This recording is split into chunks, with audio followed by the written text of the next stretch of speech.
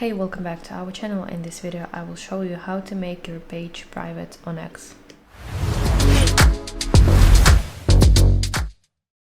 Okay, so first of all, open X on your device and you want to tap your profile picture in the top left corner of your screen. Now in this menu you have to scroll down until you reach settings and privacy.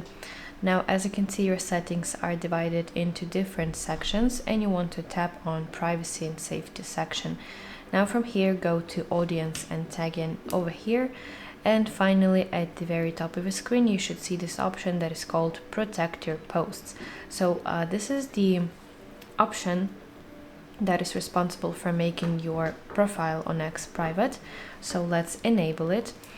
So from the moment that you make your page private, only your current followers are able to see your post on X on your page.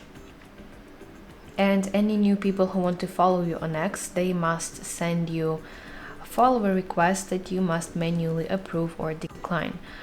So you have to type your profile picture in the top left, and in this menu you have to go to follower requests, where you can manage your new followers on X. You can either accept them or decline them.